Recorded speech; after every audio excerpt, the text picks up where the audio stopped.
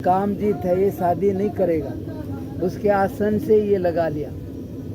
बाद में तो ये सब लोग है ना, इनका दिमाग कहीं रहता है, चलते किधर है देखते किधर है। ठोकर लग जाए तो थोड़ी देर अक्ल ठिकाने आती है और बाकी फिर आदत में काम होते रहते हैं। खाते भी आदत में है, बोलते भी आदत में है, चलते भी आदत में है। वो तो कोई काम बिगड़ जाए, चाबी निकाली, गाड़ी घुमाई, चल पड़ी। किसने चलाई? आदत ने। चाबी नहीं मिली तो यार जब अकल ठिकाने आती है, चाबी तो यहीं थी, कहाँ गई? फिर सोचता है, फिर अकल आएगी थोड़ी देर के लिए। इसलिए हर एक आदमी की चीज़ें बता देते हैं। कपड़े कैसे है उससे पता लग जाएगा, हर एक चीज़ बोलती है। इसलिए ये बिछाना ये सब बता देगा कि हाँ काम करने वाला कैसा था। बर्तनों का रखना, उनका बनना बिगड़ना, हर एक चीज़ बता देती है अगर इसका दिमाग कैसा था या कहाँ था। इसलिए आदमी को जो भी कार्य करे उससे करे, जागरूकता से करे। इसलिए अपने गुरुदेव बोलते थे, क्या मालूम है, एक काम एक ध्यान। यानी कि जिस समय जो कुछ करो वहीं पर हाजिर रहो। इधर उधर जाओगे तो मन बट जाएगा। कामना इधर होती है, काम इधर करते हैं तो बिगड़ जाएगा। लेकिन पूरा जागरूक होके काम करोगे तो काम बढ़िया हो जाएगा। इसलिए इसको बोलते हैं आराधना।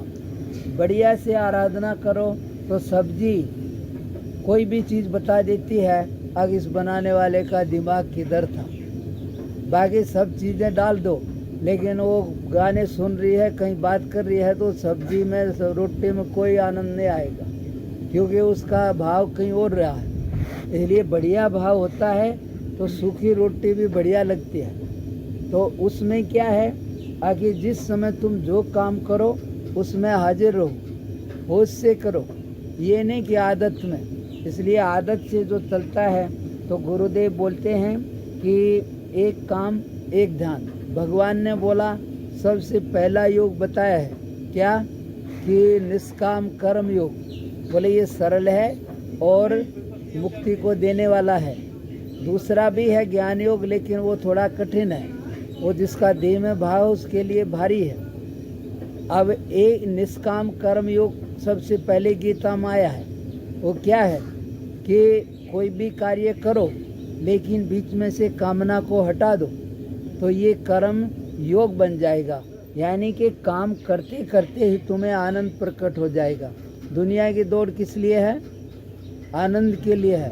कोई भी कहीं भी जाता है तो अच्छा लगता है तो जाता है, अच्छा नहीं लगता है तो पैसे मिले तब भी नहीं जाता है। इसलिए अच्छा लगने के लिए सारी दुनिया की दौड़ है।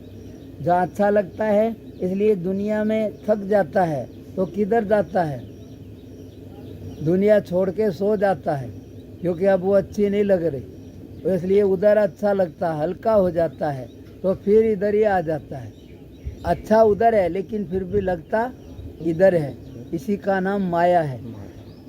अब कामना, हम कार्य कर रहे इधर, अरे वो चीज़ वहाँ थी, तो ये कामना है।